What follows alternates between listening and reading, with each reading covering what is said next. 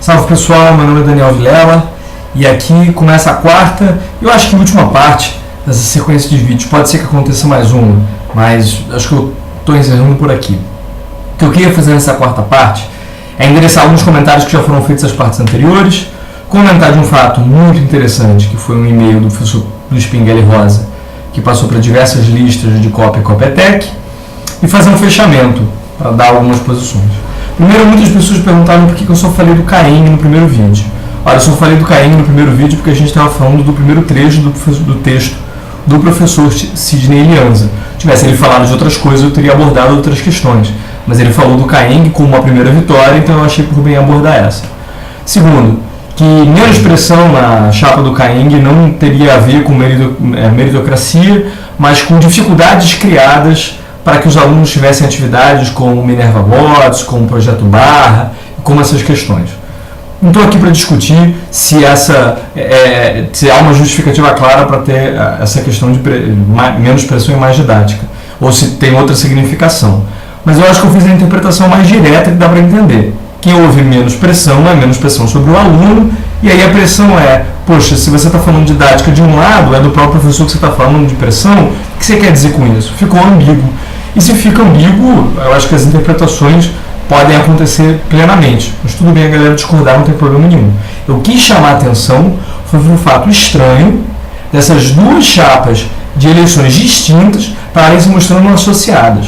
E por que eu estou chamando a atenção para isso? E aí vem a importância do texto do professor Luiz Pinguelli Rosa. Ele mandou um e-mail para usuários da COP, divulgações, que também é uma lista da COP, coordenação também da COP, usuários da Fundação Copetec e para o professor Walter, o decano.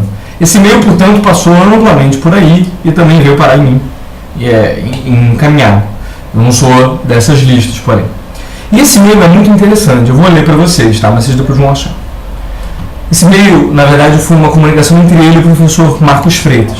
Diz assim: Caro Marquinhos, sensibilizou muito o fato de você escrever que inspirava-se em mim, porém agora não mais pelo que entendo do seu e-mail. Mantive-me afastado da disputa da eleição do decano. De um lado, a nossa proximidade no IVIG e no PPE é de muitos anos. De outro, os diretores da COP ficaram mais próximos do Fernandão. Respondendo à provocação contida no seu e-mail, em que você assume o papel de representante de uma visão que julgo equivocada, sou levado a manifestar apoio ao Fernandão, que ganhou a votação entre professores e funcionários técnicos administrativos da COP, entre professores da Escola Politécnica, da Escola de Química, do Instituto de Macromoléculas e tendo quase empatado entre os alunos da COP. No e-mail você diz: acorde, amigo. Julgo-me bem acordado. Bati forte nos últimos anos nos inimigos externos da universidade pública. Vejo agora que existe internamente uma visão errada em que você se engaja, contrariando sua trajetória anterior.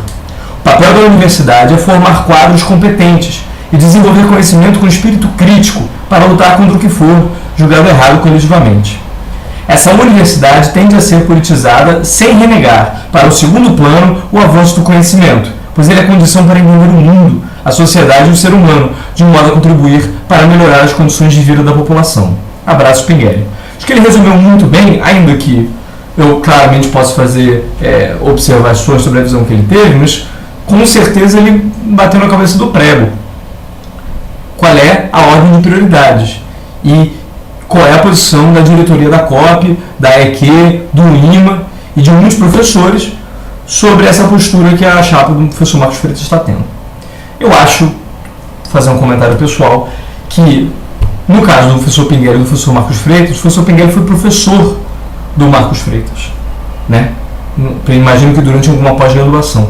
Dizer para o seu professor e amigo e colega acorde é um tanto quanto pedante, mas isso é uma opinião também totalmente minha e a relação é deles.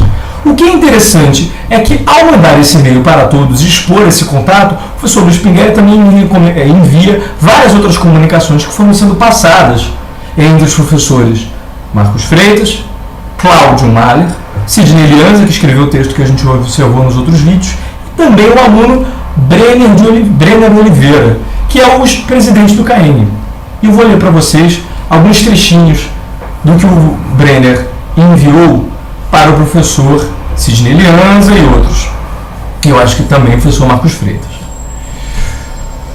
E não obstante, né, há o Oscar Costa Filho, que é a pessoa que, em tese, emitiu a moção de desagravo, né, teve aí a moção de desagravo emitida pelo Conselho do CT sobre, supostamente, um assédio moral que ele teria sofrido do professor Fernando Ribeiro.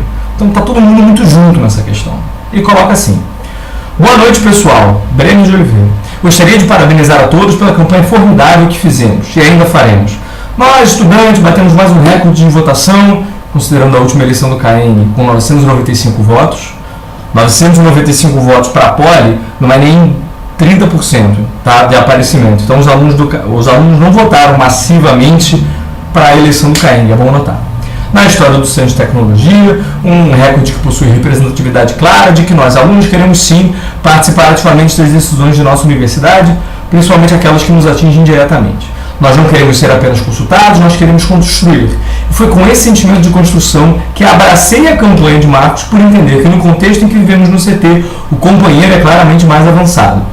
Interessante ele querer atingir mais diálogo, mas não acho que a última administração do professor Walter marcou-se pelo diálogo. Acho que em muitos momentos ela errou por falta de diálogo, principalmente como a gente sabe na questão do estacionamento.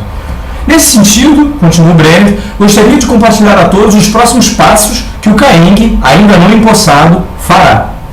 Solicitar ao DAEC que paute a mudança de data no segundo turno para a segunda semana de aulas no segundo semestre para o Conselho do Centro do CT, uma vez que o CT estará esvaziado durante a primeira semana de julho, por disciplinas finalizadas, provas finais e afim, o que prejudica claramente o processo eleitoral, na perspectiva de que, se queremos uma eleição ampla e democrática, é completamente contrassenso manter essa eleição com o nosso centro vazio. Isso é ilegal e já foi derrubado, porque simplesmente é mudar a regra antes no meio do jogo. Você não pode chegar e falar, não, na hora que formos para o segundo turno, vamos pedir para adiar. É óbvio. O que ele quer adiar? Porque os professores e funcionários, eles não conseguiram maioria. Só isso. Segundo, entrar em contato com os conselheiros através da lista que a Rosana já me enviou para argumentar a necessidade de adiamento. Então, a argumentação com contatos fornecidos pela secretária do decano. Legal, bonito. Terceiro, organizar um ato no CCCT na segunda-feira com os estudantes. Bonito, né? Legal. Esse e-mail, só para vocês terem uma ideia, do Brenner, foi enviado dia 23 de maio, que, se eu não me engano, foi uma sexta-feira. A segunda passou, o ato não aconteceu. Mas o CCCT era exatamente o conselho de centro que ia decidir esse voto aí, se o segundo turno ia ser adiado e não foi.